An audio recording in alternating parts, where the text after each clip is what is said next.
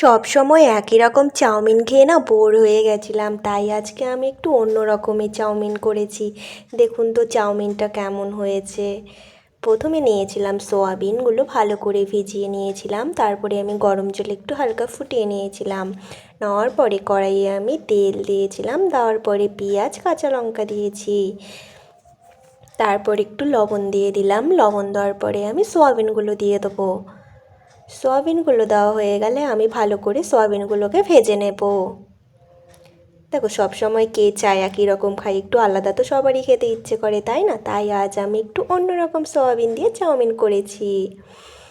তারপরে সোয়াবিনগুলো ভালো করে ভাজা হয়ে গেলে তার মধ্যে নুন হলুদ দিয়ে ভালো করে ভেজে নিয়েছিলাম। ভাজা হয়ে যাওয়ার পরে আমি সোয়াবিনগুলোকে নামিয়ে নিয়েছিলাম।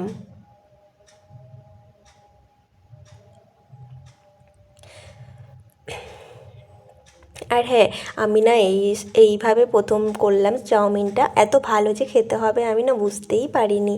খুব সুন্দর হয়েছে খেতে। তারপরে আমি আবার একটা ডিম ভেজে নিলাম ভালো করে। ডিমটা ভেজে নেওয়ার পরে ডিমের মধ্যে দিয়ে দেবো আমি সেই আগে থেকে ভেজে রাখা সোয়াবিন। ভেজে রাখা সোয়াবিনগুলো দিয়ে দেওয়ার পরে আমি ভালো করে এটাকে ভেজে নেব। নেওয়ার পরে আমি একটু কড়াইশুঁটি ছিল ঘরে, তাই কড়াইশুঁটিটাও দিয়ে দিলাম। দেওয়ার পরে আমি চাউমিনগুলোকে দিয়ে দেবো। চাউমিনগুলো দেওয়ার পরে আমি একটু গোলমরিচের গুঁড়ো দিয়ে দেবো এর ওপরে। আর লঙ্কা দিয়েছি, লঙ্কাগুলো তো ঝাল হয় না, তাই একটু গোলমরিচের গুঁড়ো দিলে টেস্টটা অন্যরকম হয় আর একটু ঝাল ঝাল ভাব আসে, তার জন্য দিয়ে দিয়েছিলাম। তারপরে আমি দিয়ে দিয়েছিলাম ম্যাগি মশলা। ম্যাগি মশলা দিয়ে দেওয়ার পরে ভালো করে নেড়ে চেড়ে নিয়ে নিয়েছি। চাউমিন আমার রেডি।